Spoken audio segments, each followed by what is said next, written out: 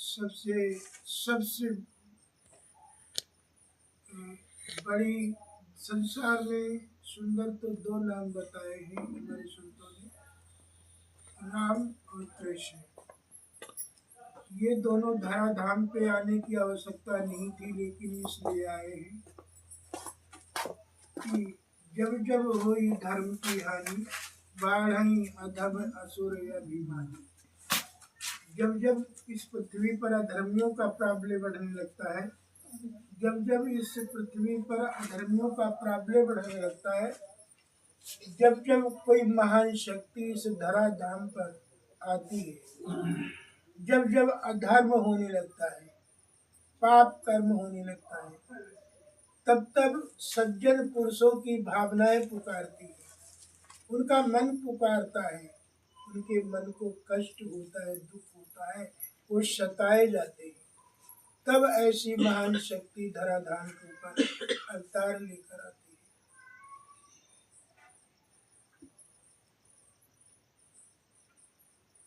देखा नहीं, सेठ कल साथ की बात बताइए ना बताइए, एक सेठ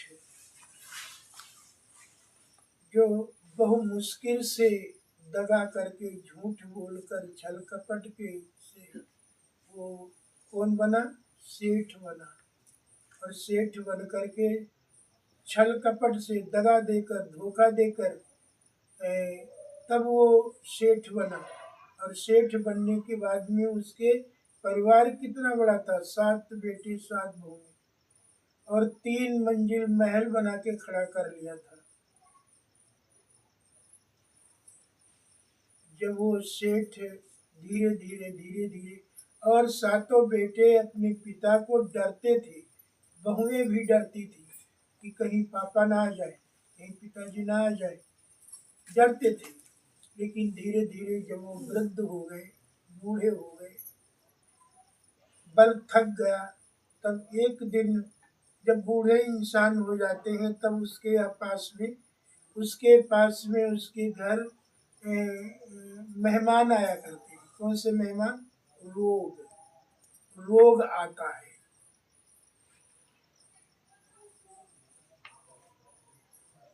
पट्टी निकाल ले, रोग आता है, खांसी, खुर्रा, जुखाम, बुखार, बड़ी तेज से बुखार। सेठ जी अपने कच्छ में लेटे हुए हैं, संगमरमर का पत्थर लगा हुआ है, थूक थूक कर अपने कच्छ में रख रहे हैं। बड़ी बहू ने देखा और एकदम तीखी आवाज में अपने धर्म के पिता ससुर के लिए कहा, यही खुर खुर करके, थूक थूक करके कच्छ में रखते हो, कच्छ खराब करते हो। गाय भूखी प्यासी बंधी है, इन्हीं की गाय के लिए घास काट ले। बड़ी बहू के की वाणी, जो वचन तीर के समान सेठ के लगा, और सेठ लड़खड़ाते हुए उठे, लवित्रण हाथ में लिया, बोरी हाथ में ली, और लवित्रण माने हंसिया, और जा करके बाहर जा करके घास काट काट कर, इतने बड़े बुखार, खांसी, खुर्रा रोग के में होते हुए भी सेठ बोरी भर करके बांध करके रख दिया। अब सेठ जी इतना बल ही नहीं रहा तो उसको उठा के सर पे रख दिया, लेकिन फिर भी जब कोई नहीं दिखाई पड़ा, उठा करके यहाँ तक ले आते हैं और गिर पड़े बोरी की सुधा। परियों में हाथों में चोट आई, बहुत चोट आई। इधर उधर देखा, जब कोई दिखाई नहीं पड़ा तो सेठ जी ने सीधे भगवान को गाली देना शुरू कर दिया। जिस सेठ ने दगा से, छल से, कपट से, गद्दारी से धन इकट्ठा करके और ये 3 मंजिल महल बनाया था, आज भैया आज वो समय आया, आज वो समय आया कि आज डर के भगवान को गाली देने लगा, गाली दे रहा है। भगवान के पास खड़े हुए 33 कोटि देवी देवता, वो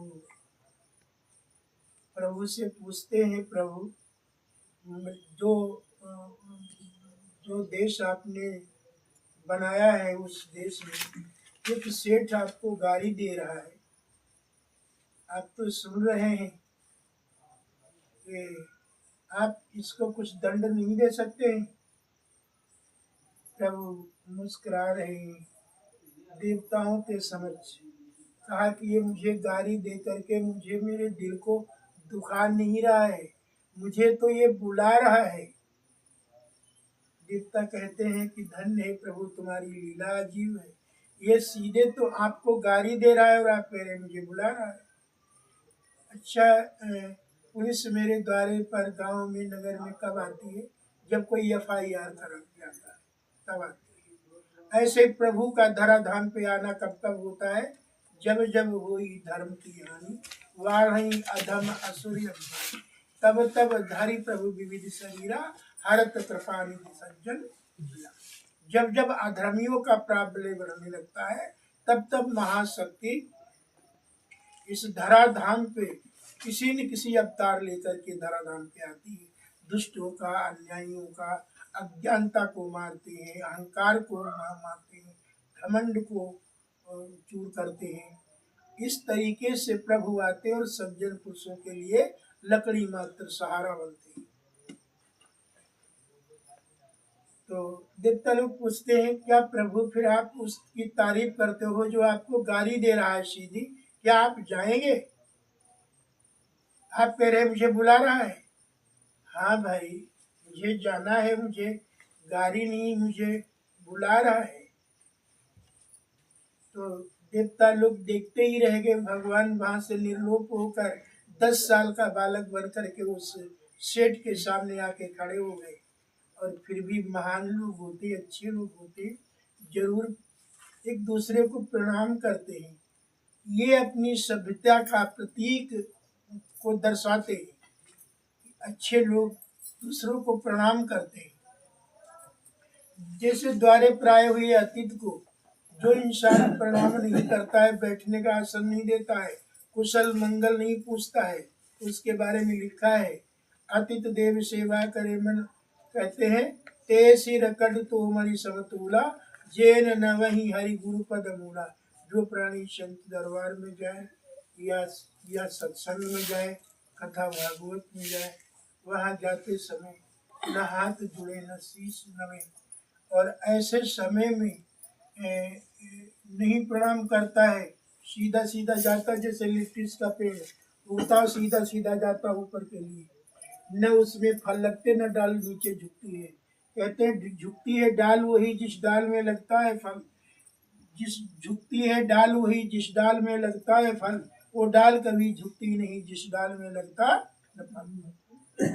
संसार में होनहारी प्राणी होते हैं जो नम कर झुककर चलते हैं।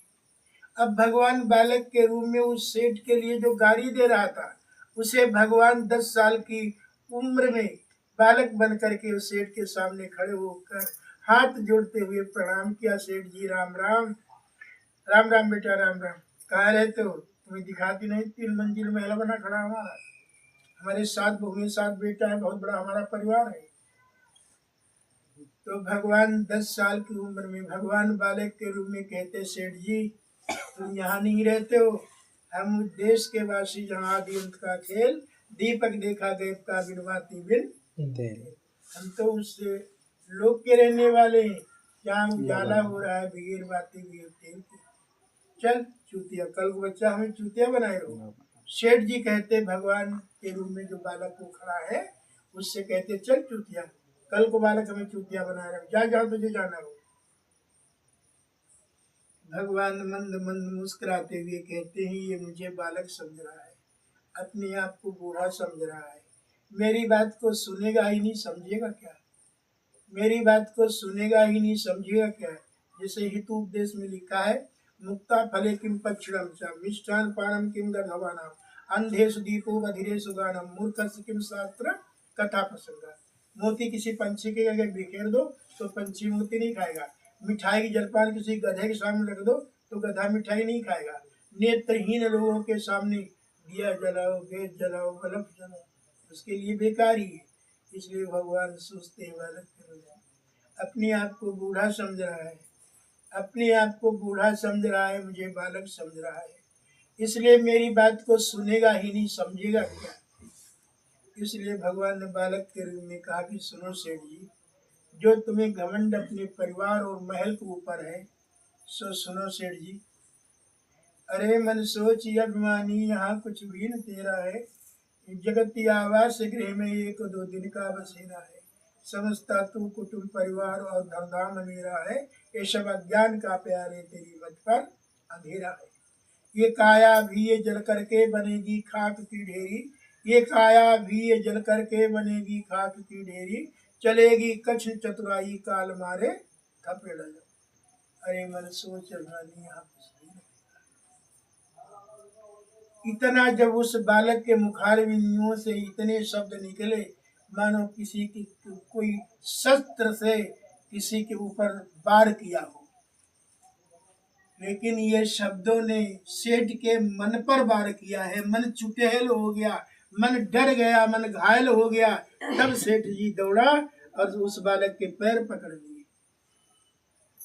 सुई कितनी छोटी है, जो इंसान को बेइज्जत करने वाली सुई छोटी, और वो जोड़ करके और सम्मानित कर देती है, सुई छोटी होती है। ऐसे ही बाजी बाजी हमारे संत महापुरुषों के जो लफ्ज हैं, जो शब्द हैं, वो हमारे मन के अंदर में ऐसे ऐसे गुणों से परिपूर्ण है, जो मानव को के बीच में अपमानित हो जाते हैं, दूसरों को कष्ट पहुंचा देते हैं। हमारे संतों ने इस धराधाम पे आकर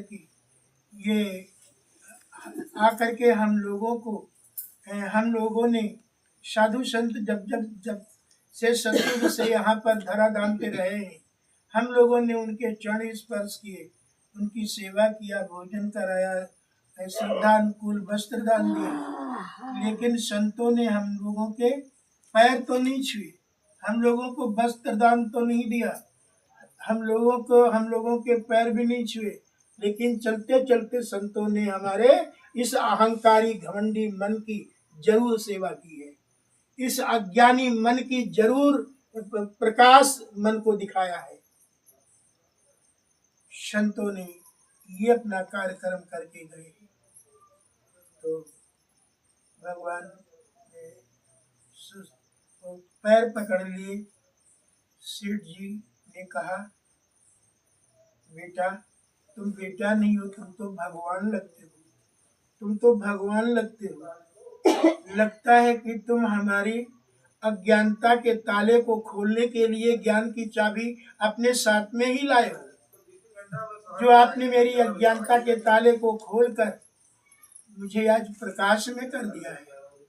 हमने हमारी सारी जिंदगी, सारी झूठ छल कपट से हमने सब कुछ इकट्ठा किया, ये सब कुछ बनाया, लेकिन आज मेरी आँख खुली है, आज मेरी आँख खुली है। मुझे अब ज्ञान करा दीजिए, मुझे प्रैक्टिकल ज्ञान करा दीजिए। उस कष्टातुया विद्या परगस्तम धनम कार्य काले समस्पन्न नशा विद्या, पुस्तक में लिखी हुई विद्या प्राय हाथ में चला गया धन, कार्य काले समस्पन्न नशा विद्या रहता धन। आपके पास 100 रुपए है, कोई आ जाए आपके पास, हाथ जोड़े पैर छूले, भैया मेरी लाज जा रही है, हमें 100 रुपया दे दो, हम तुम्हारे दे देंगे, कल परसों दे देंगे। आपने 100 रुपया दे दिया, अभी थोड़ी देर के बाद में 100 रुपए की चीज तुम्हारे द्वारे पर वो 20-25 रुपए में बिक रही है। लेकिन परगस्तम धनम, आपके पास 100 रुपया थे, लेकिन परगस्तम धनम पराये हाथ में चले गए। कार्य काले समस्पन्न, समय अब पड़ा, ऐसा धन काम नहीं आता है। 7-8 महीने बच्चों को स्कूल में पढ़ने का अवसर मिलता है, चांस मिलता है। अगर वो पढ़ाई की है, अगर कोई प्रश्न कंठाग्र याद नहीं हो पाया, पढ़ा तो है पढ़ा तो है, लिखा भी तो है, लेकिन वो प्रश्न कंठाग्र नहीं हुआ है, याद नहीं हुआ है। और प्रैक्टिकल इम्तिहानों में वही प्रश्न आ गया है। जिन गुरुओं के, जिन टीचरों के पैर छूते थे, प्रणाम करते थे, तो जो तुम्हें आशीर्वाद देते थे, आज वो मूक बने तुम्हारे सामने खड़े हैं। आज मूक बने खड़े हैं, तुम कुछ कह नहीं सकते, वो दुआ नहीं दे सकते तो जो कभी तुम्हारे पैर छूने पर तुम्हें पास होने की दुआ देते थे। आज वो मूक बने खड़े हैं। अब तुम्हारे पास में जो तुम्हारे कंठ पर जो विद्या याद है, अगर इम्तिहानों में वो प्रश्न आ गया, तब तो आप पढ़ करके उत्तीर्ण होने का अवसर प्राप्त कर लेंगे। निवर्मत साल भर की मेहनत ऐसे बस अब तो भगवान ये प्रैक्टिकल ज्ञान कराया सेठ को। अब सेठ अपने घर गया, अपने लड़का बहुओं को बुलाकर कहा, बेटा, हमने तो अपने जीवन में कभी उपकार पूर्ण नहीं कर पाए, लेकिन हमने तो छल कपट दगा से ही इतना महल बनाया। हम यही सोचते थे कि हमारे साथ जाने वाला है, ये हमारा है, हम तो यही समझते रहे, लेकिन सब कुछ ये हमारा नहीं है, कुछ हमारा नहीं है। बेटा, जैसा हमने किया आप ऐसा मत करना, मेहनत करना, कम खा लेना, रूखा सूखा खा लेना, लेकिन इस प्रकार का किसी के साथ में दगा मत करना, छल मत करना।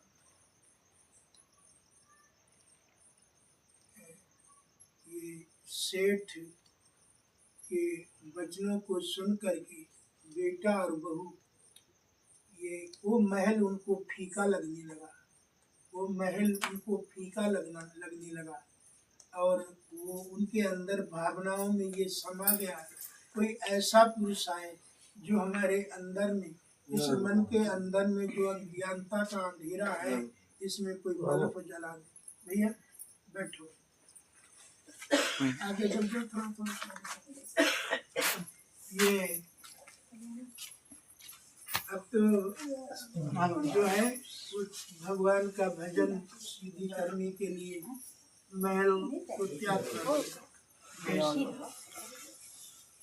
एक तो ऐसा सेठ था जो कभी भी जीवन में तो संगत में नहीं गया, संगत में नहीं गया, इस माया को बटोरने में ही लगा रहा सारा जीवन, और कभी संगत में नहीं गया। पड़ोस में एक गरीब भक्त रहता था, वो भगवान का भक्त था। वो कहता था, सेठ जी आप कभी संगत में नहीं चलते हो। अरे मुझे फुर्सत नहीं मिल पाती, इतना देखते हो हम काम में लगे रहते।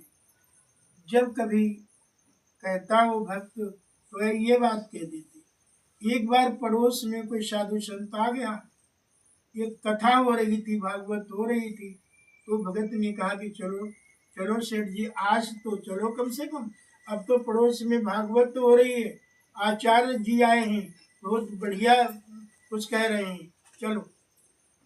तो बहुत कुछ कहा सुना, तो आज पहली बार जीवन में सेठ जी वहाँ गए। अच्छा, वो आचार्य जी पूरी समाज में श्रद्धाओं से कह चुके थे। जब सेठ और वो भगत नहीं वहाँ पहुँचे, दूर ही थे, तब वो आचार्य जी ने कहा, अभी अभी आप लोगों सबको हम एक 3 शब्दों की एक कहानी सुनाऊंगा, जिस कहानी में रहस्य छिपा हुआ है, आपके मन का आहार छुपा हुआ है, जिस आहार को करके आपका मन ताकतवर बलवान बन जाएगा, ऐसा कहा। और ये कहा, तब तक वो ये कहा, हम आपको 3 शब्दों की एक कहानी सुनाएंगे। तब तक सेठ जी आई गए और भगत जी लेके आई गए। जीवन में पहली बार, कबहू नहीं गए सत्संग सुनने के लिए। काफी लोग कहते थे, लेकिन कभी नहीं गए, आज चले गए। आज जैसे ही वो भगत के साथ में सेठ जी वहां पहुंचे, तैसे ही उन्होंने तो कहानी सुनाई। आचार्य जी ने तो कहा था हम आपको 3 शब्दों की एक कहानी, अक्षर की कहानी सुनाएंगे। तब तक वो भगत और सेठ आ गए। जैसे ही आए वैसे उनने कहानी शुरू कर दी, 3 शब्दों वाली। आए गए, आए जाओ। अब सेठ से आई, सेठ तो बहुत बदतमीज आदमी है। अरे हम तो जिंदगी में कभी होता ही नहीं जात नहीं, अब पहली बार हम यहाँ आए, तो बताओ हमारा अपमान कर दो इसने, बताओ आए गए आए जाओ। अब सेठ भगत भगत कह रहे हो, अरे भाई जैसे बहुत खिसियाए वो, बिल्कुल बेकार आदमी है। आगे बैठ जाओ।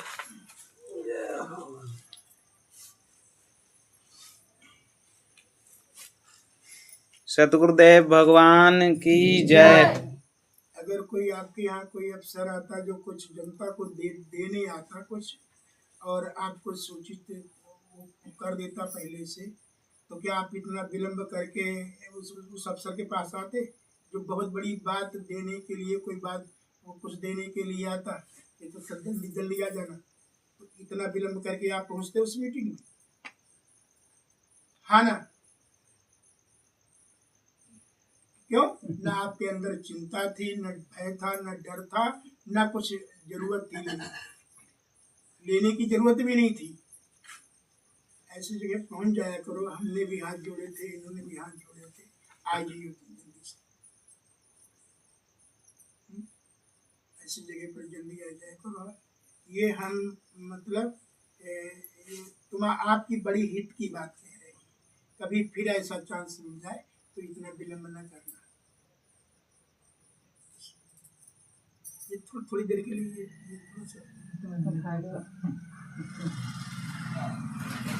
आदेश नहीं, गिनती हमारी है, हाथ जोड़ समस्या है। चलो कोई बात नहीं। ये बस वो सेठ जी खिसिया गया, मर खिसियाई के तेहे वो उठ के पहली बात तो कहने लगा झुंझुला कर, मैं तो कभी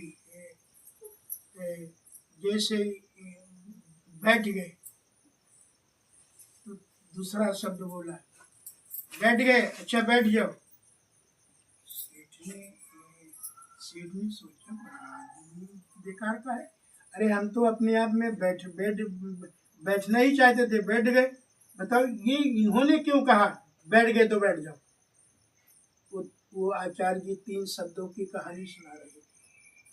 आ गए आ जाओ, तो सेठ जी कहा कि ये तो हमारा अपमान कर दिया। तो भगत जी ने कहा अरे बैठ जाओ, सेठ जी बैठ जाओ। जब वो बैठ गए तो आचार्य जी ने दूसरा शब्द बोला, बैठ गए, अच्छा बैठ जाओ। वो सुना रहे समाज को, जनता को, श्रद्धा को, सबको सुना रहे। तो सेठ कहते बहुत बेकार आदमी है, मतलब हम तो बैठने को बैठ ही गए, लेकिन इसने क्यों कहा हमसे कि बैठ गए तो बैठ जाओ? एक खिसिया के सेठ उठे और चल रहे। तो तीसरा शब्द बोले आचार्य जी, जात अच्छा फिर जाओ। तब सेठ अच्छा मिल रही है, फिर कहो बताए। सेठ जी चला गया। ये 3 शब्दों की घुन सेठ के अंदर में भर गई। आ गए आ जाओ, बैठ गए बैठ जाओ, जात जाओ।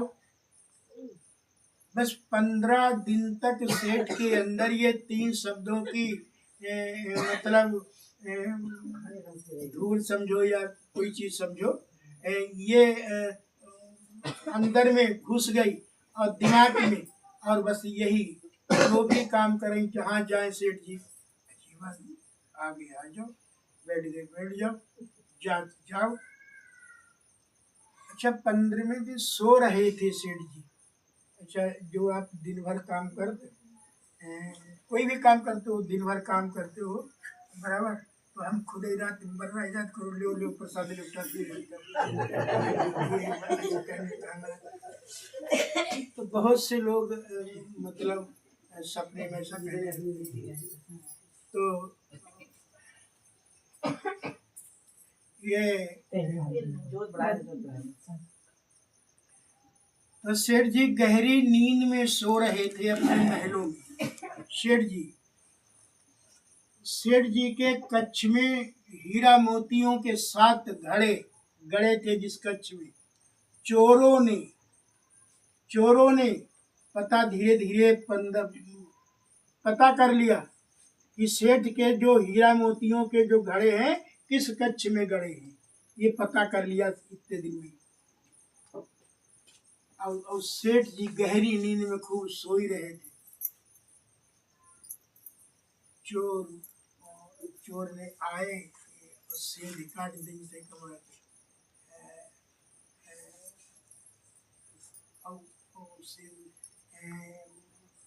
सेंध काट के और चोर अंदर घुस गया। और लोग बड़े बूढ़े कि चोर जब सेंध काटी चोर घुसत तो बताओ दे मुंह डाल के नहीं घुसत, बताओ दे पैर डाल के घुसत, पैरों की तरफ से घुसता है अंदर।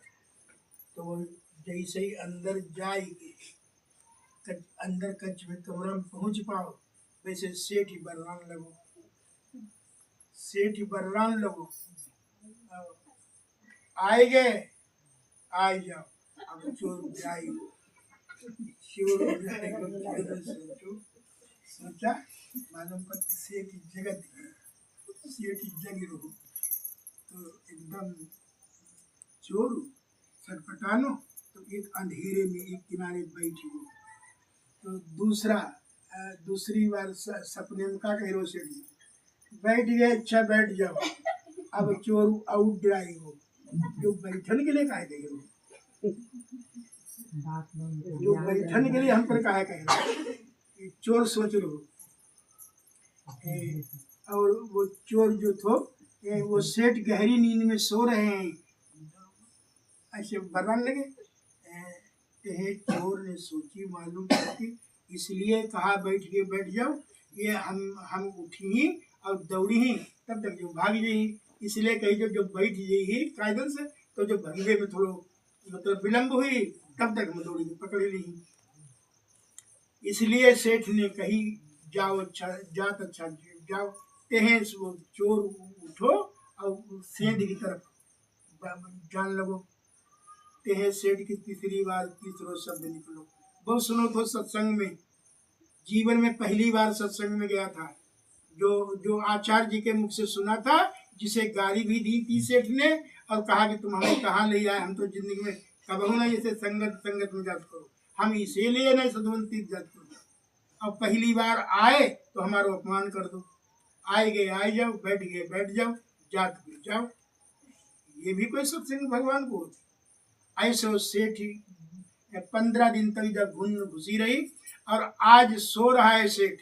आज उसी कच्छ में सेंध काट कर चोर आ गए जिसमें 7 घड़े हीरा मोतियों के रखे थे।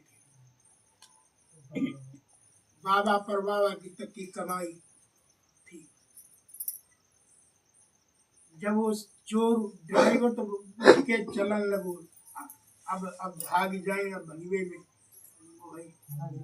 जान लगो। अब सोची कि अब अगर जात हम तो निकल तो जाई ही, लेकिन इसने हमें जहकाए कही कि जात अच्छा जाओ, इसका मतलब है इसने हमें पहचान लो।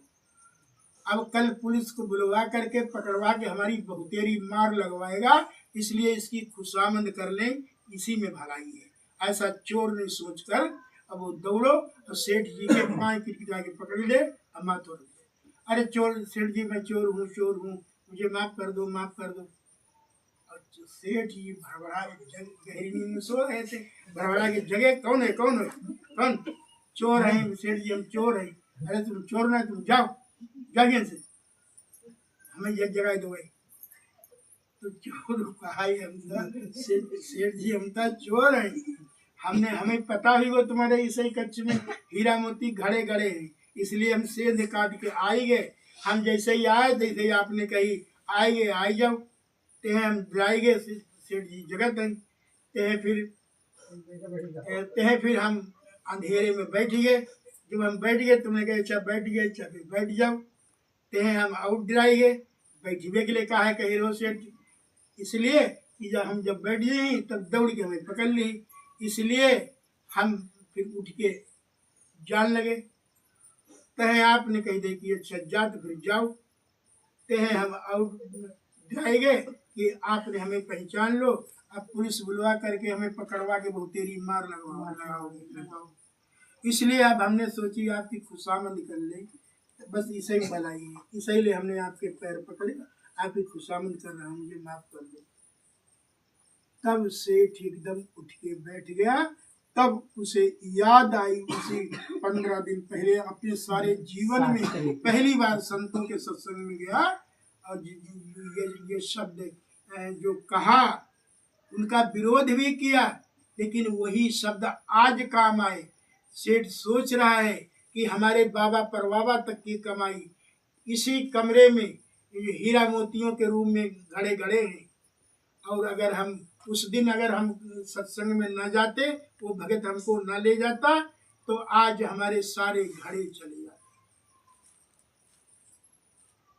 इतने दिन के बाद में सत्संग में पता नहीं कौन सा शब्द कौन सा इस मन के लिए मिल जाए तो मन को लाभ हो जाए। ये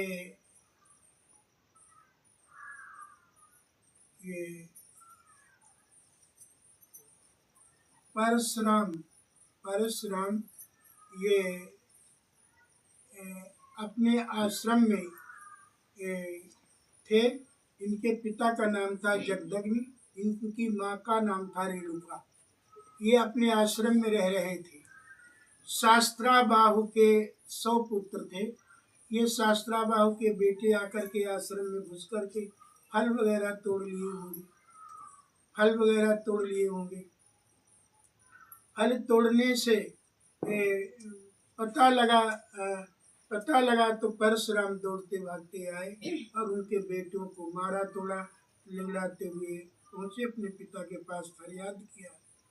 तो परशुराम तो उनको मार तोड़ के सरयू के किनारे टहलने लगे, और उनके पिता जगदग्नि सायंकाल का समय आ गया, अपने आश्रम पर अपनी कुटी के निकट बैठ करके ध्यान में बैठ गए। उनकी माँ रेणुका का ये नियम था कि अपने पति जब तक ध्यान में बैठे थे तब तक वो खड़ी रहती, अपने पति की रक्षा के लिए खड़ी रहती।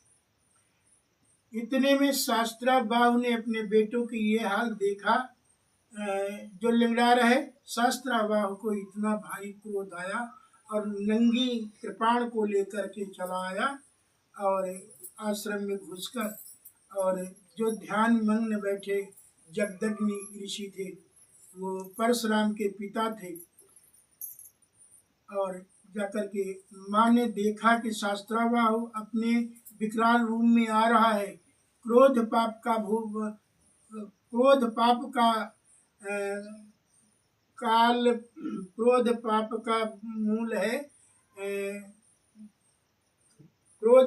मूल है भीषण काल स्वरूप।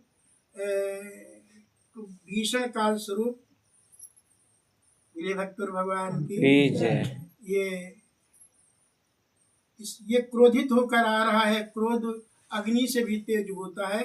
कहने लगा, दूर से हाथ माँ रेणुका जोड़ रही है, मेरे स्वामी के ऊपर बार मत करना, मेरे पति ध्यान मग्न बैठे हैं, आप मेरे पति को मत छूना, आप लौट जाओ वापस। शास्त्राबाहु से कहा, लेकिन उसने न मानकर और आकर के सर कलम कर दिया जगदग्नि का, शास्त्राबाहु ने। अब तो माँ चिल्लानी, बेटा परशुराम, बेटा परशुराम। ये आवाज परशुराम ने सरजू के किनारे घूम रहे अपने आश्रम में दौड़ते हुए आए। तब तक 21 बार माँ के मुख से 21 बार ये शब्द निकल चुका था, बेटा परशुराम, बेटा परशुराम। आ करके परशुराम ने अपनी माँ के मुंह को दबा दिया, कहा कि माँ अब चुप हो जाओ, शांत हो जाओ। मैं आज संकल्प करता हूँ, इस पृथ्वी के वीरों को, क्षत्रियों को मैं 21 बार परास्त करूंगा अपने इस फर्श से। परशुराम ने 21 परशुराम 8 कला के अवतार थे। परशुराम ने 21 बार पृथ्वी के वीरों को परास्त कर दिया और जब 21 बार पूर्ण होने को आया तो भगवान श्री हरि ने सोचा ऐसा तो नहीं क्रोध में ये परशुराम कहीं ये हमारा ही अंश है, 8 कला का अवतार लेकर गया है, ये कहीं ऐसा न हो दो शक्तियां आपस में टकरा जाए। तो भगवान ने पहले ही ये ऐसा करते हुए तो भगवान जो है वो पृथ्वी माँ और शेषनाग को छोटा बालक बना लिया और पृथ्वी माँ ने वृद्ध रूप धारण किया, वृद्ध माँ बन गई, बूढ़ी माँ बन गई और वहीं से ये इतना क्रोधित हो गए कहीं परशुराम 21 बार के बाद न कहीं वो करने लगे। तो बस पर उधर से निकले,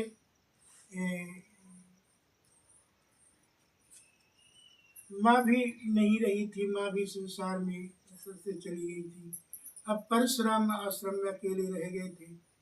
परशुराम वहाँ रह रहे थे, अपने भोजन सिद्ध करते थे, रहते थे अकेले बड़े दुख के साथ में। तो वहाँ पर वृद्ध माँ बन करके ये पृथ्वी माँ और शेष जो अवतार थे शेषनाग, वो छोटा सा बालक बन करके वहीं से निकल रहे थे। तो परशुराम ने देखा, रोटी बनाते जा रहे थे, वो बूढ़ा बुढ़िया और बच्चे को देखा, अरे कहाँ डूबने जा रही हो रात्रि में, शाम हो गई है, सूर्यास्त तो होने वाला है, नवैया उधर है, तुम डूब जाओगी। लल्ला क्या करे, फिर हमें जाना था, मुझे देर हो गई। माँ तुम अभी यही रुक जाओ, सवेरे जाना। ला बेटा तुम रोटी बना रहे हो, मैं रोटी बना दूं। तो पृथ्वी माँ ने वृद्ध माँ के रूप में इतनी अच्छी रोटी बनाई, इतना अच्छा भोजन बना करके परशुराम को खिलाया। तो परशुराम इतना ही प्रसन्न हुए, खुश हुए और जैता माँ एक दो दिन यहाँ रुक जाए तो हमारी तंदुरुस्ती ठीक हो जाए।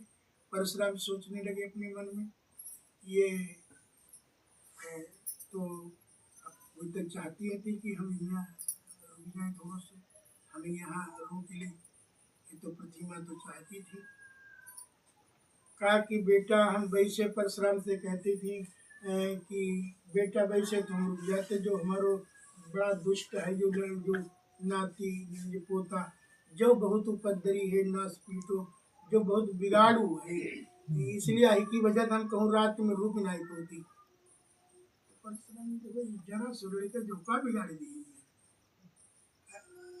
अरे जोका बिगड़ी है, अरे हुई है, तुम रुक जाओ, यहाँ 2 दिन रुक जाओ, हमें कहीं जरूरी काम है माता जी, हम वहाँ जा रहे हो, जल्दी आ जाइए।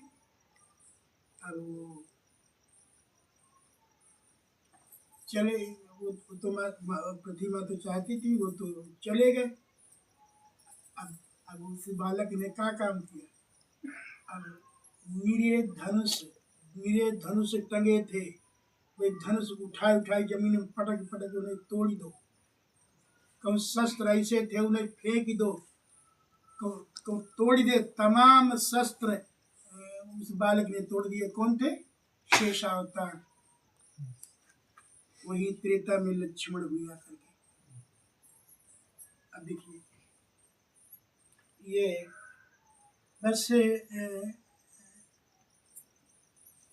अब अम्मा हाथ अंडाए आटा में बैठी रहती थी, पता नहीं तो परशुराम कितनी टाइम आई देगी, हमारे बच्चों का जो तो भारी, इसलिए आश्रम को नुकसान कर दो बता, इसे उठा के पटकी दिखी आई परशुराम। तो हमेशा आटा में हाथ सने रखती थी। ध्यान दे आप लोग, ये उधर बैठी उनकी तरफ मुँह करके, बच्चे तरफ इधर को बैठो, ऐसे इधर घूम जाओ। ध्यान दे आप लोग, ठीक। ये इसलिए परशुराम आए तो ये देखा झूठो अपने बिगाड़ू मारियो करो, एकदम ललकारो परशुराम ने, दुष्ट बालक। और एकदम अम्मा उठी, हाथ आटा के सने सनाए, अब उसे तुरंत ही गोदी ले लो, ये धमकन में मारो, ये जो नस पीटो, जिसने हाय झुका करो, विनाश कर दो, इसने दिखाना चाहिए। तो ये सतयुग में ये शेष नाग इस तरीके से बनकर आए थे पृथ्वी माँ के साथ में बालक बन करके। उस टाइम पर इन्होंने वो धनुष तमाम धनुष तोड़े थे। अब आप यहाँ से थोड़ा वहाँ चलेंगे, जब धनुष यज्ञ होने जा रही थी, जहाँ पर विश्वामित्र के साथ में राम लक्ष्मण जनकपुरी में गए थे, सभा में बैठे हुए थे। तो धनुष तोड़ने के लिए सारे राजाओं के लिए निमंत्रण हुआ था, लेकिन केवल अयोध्या में नहीं गया था निमंत्रण, क्योंकि अयोध्या में कुछ भूल दशरथ जी ने पहले ही कर दी थी, जिससे निमंत्रण नहीं दिया था जनक महाराज जी ने। तो आज वही राम लक्ष्मण आए थे अपने गुरुदेव के साथ में बैठे सभा। अब धनुष तोड़ने की नौबत जब आई तो सिंहासन पर सीता भी 16 श्रृंगार करके विराजमान, और जनक जी महाराज जी सिंहासन पर विराजमान, और राजा महाराजा जो लोग आए धनुष तोड़ने के लिए, धनुष रखा है शिव का, तोड़ने के लिए अपने अपने यथा स्थान पर सब बैठे हैं। अब भगवान श्री विष्णु ने सोचा क्षीर सागर में, पता नहीं कौन सा राजा, कौन सा किसके अंदर ताकत है, बल है, ये धनुष तोड़ देगा तो लक्ष्मी का ही अवतार सीता का है, तो ये सीता को अपनाना पड़ेगा, गले में जयमाला डालनी पड़ेगी। तो गले में जयमाला डालनी पड़ेगी। तो कहने लगे, तुरंत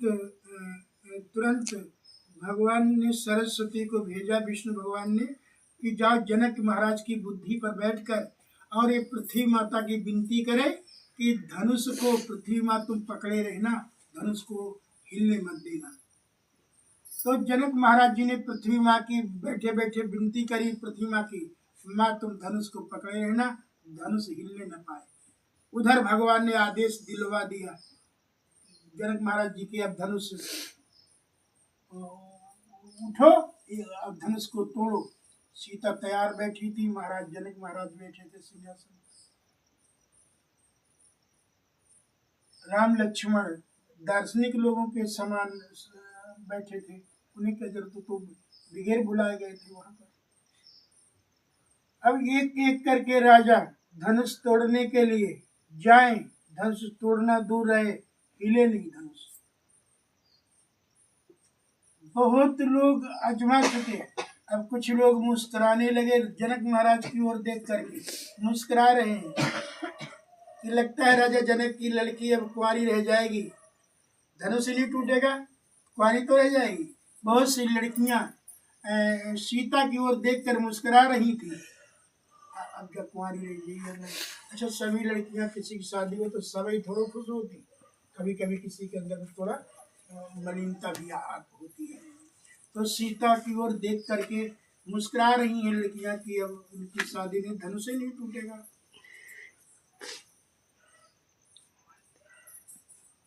अब जब धनुष हिल ही नहीं रहा, टूट ही नहीं रहा, तो कुछ कुल राजाओं ने आपस में सलाह किया, घर के इकट्ठे होकर के तोड़ो। भूप सहस दस ये कई वारा, लगे उठावन टरहि नटारा। उठावन गए लेकिन फिर भी नहीं धनुष हिलो, फिर भी धनुष नहीं हिला। रावण भी उठा, उठ के 2 कदम आगे बढ़ा धनुष की ओर। तो किसी ने कह दिया, अरे तुम्हारी लंका में तो आग लगी है। रावण पीछे सीता की ओर नजर भर के देखा और कहा कि सीता एक बार तो तुम्हें लंका दिखाऊंगा। और रावण तो चला गया वापस अपनी लंका। और धनुष जब नहीं टूटा तो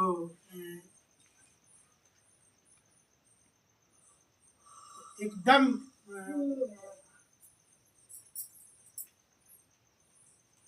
कहने लगे,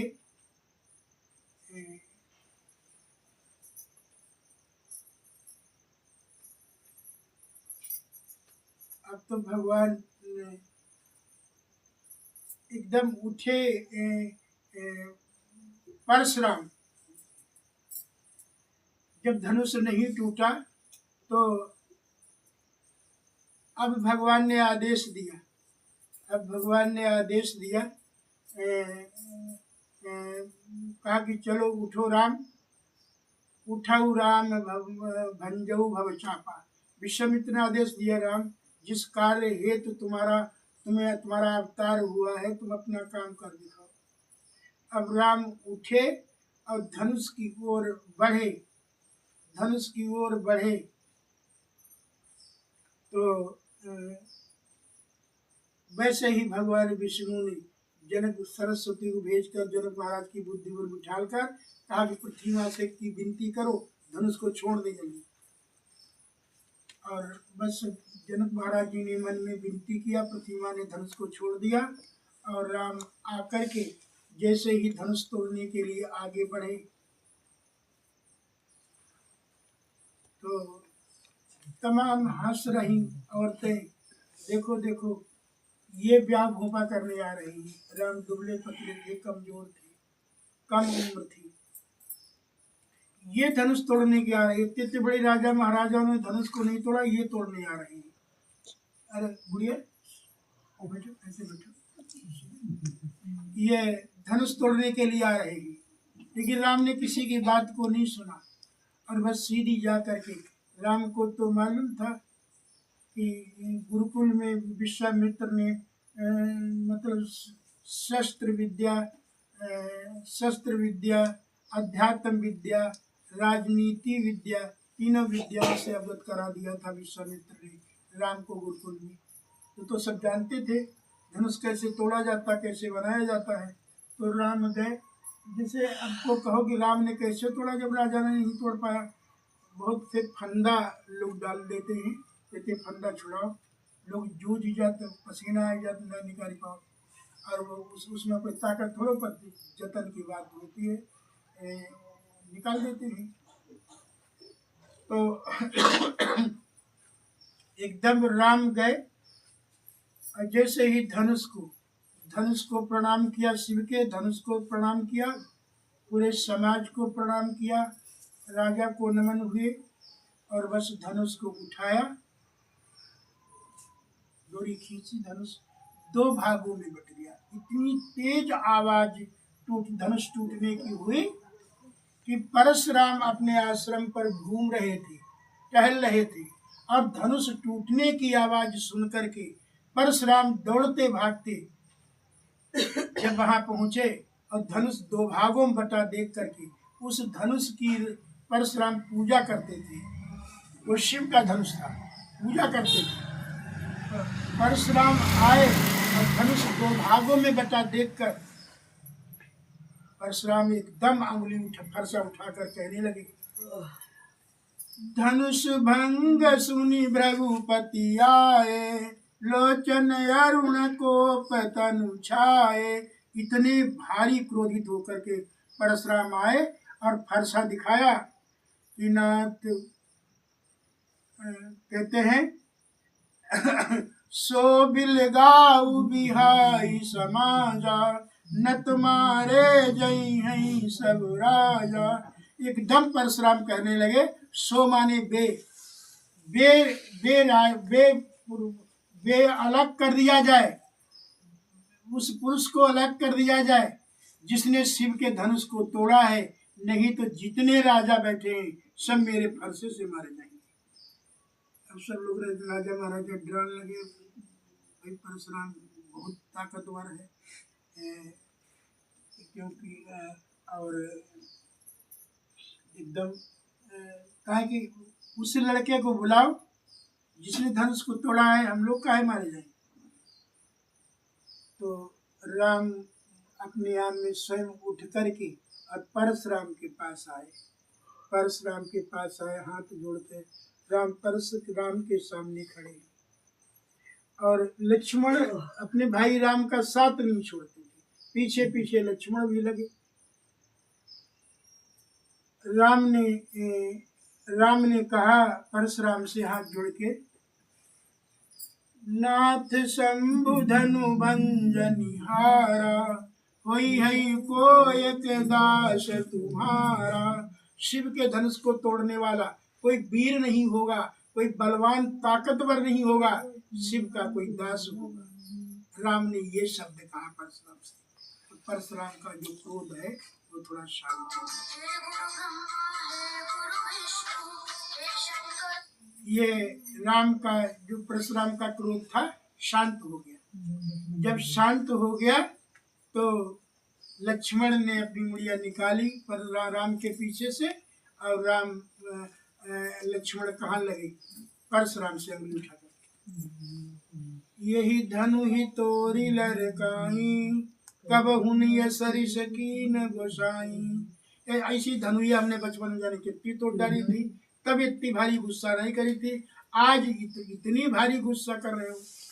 धनुहिया बताओ, शिव के धनुष को लक्ष्मण ने धनुहिया बताई। इतना भारी भारी क्रोध आया परशुराम को। कहा कि ये नादान बालक, परशुराम की तरफ अंगुली उठा करके राम की ओर परशुराम ने कहा, रे नृप बालक कालवश तो ही न संहार, धनु ही सम त्रिपुरारी धन विदित सकल संसार।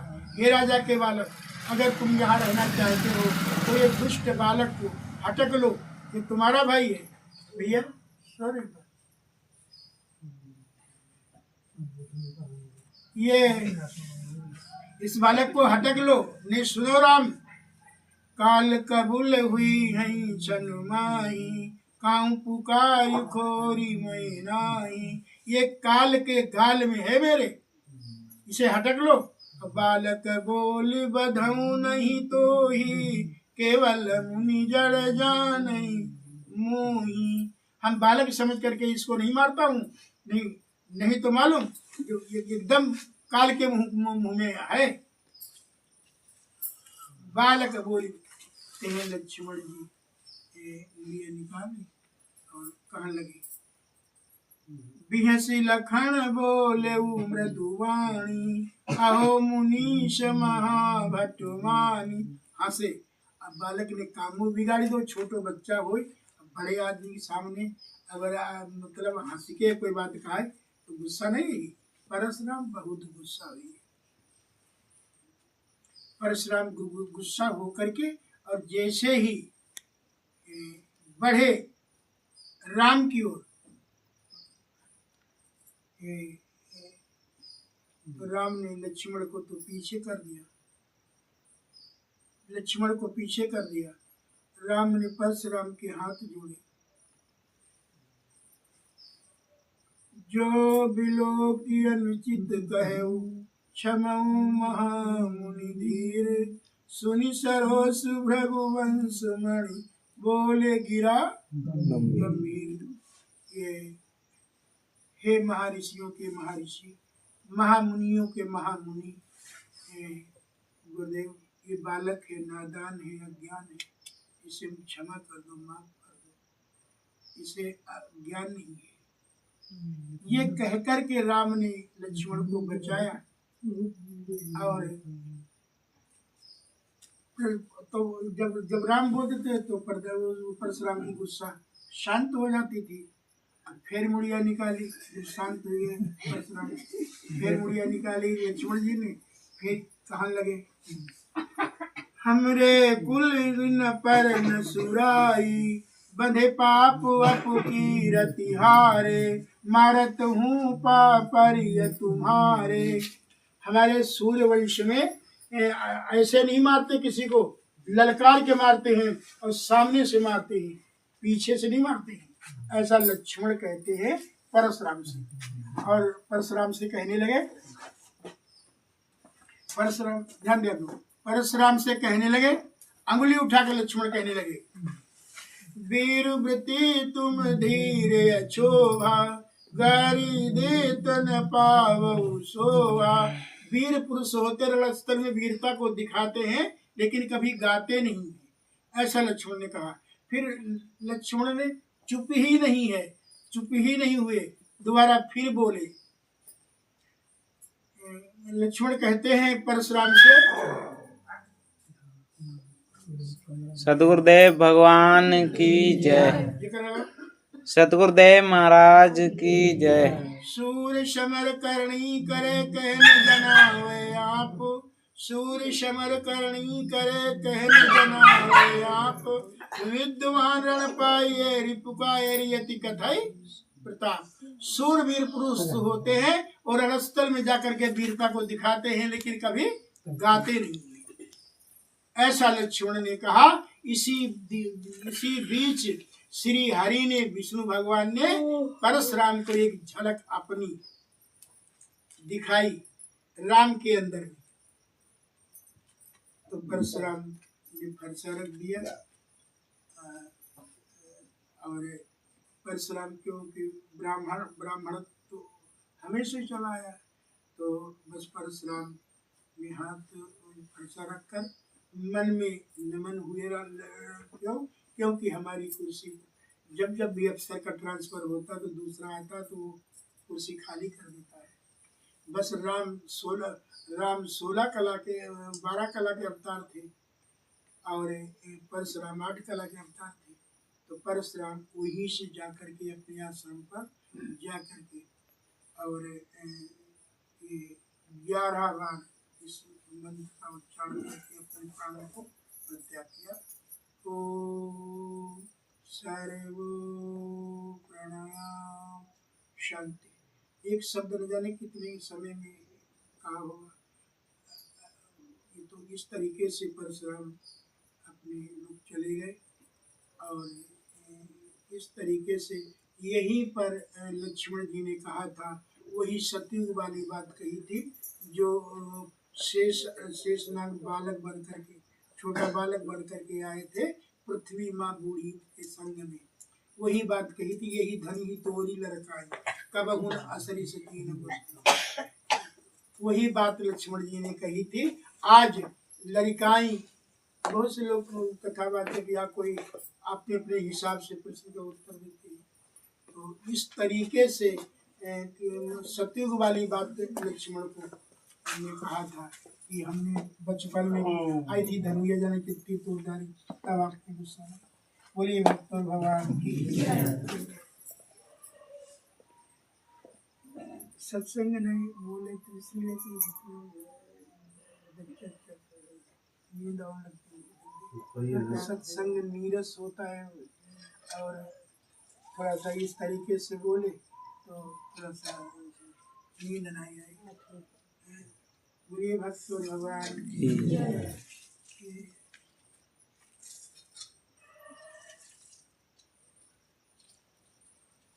आज हमारी भाग्य भी दर्शन दिए थे, उन्होंने दर्शन दे दिया, लेकिन हमें तो ऐसा समय दिया मालिक ने कि दर दर में भटक करके लोगों के दर्शन होते हैं। और प्रभु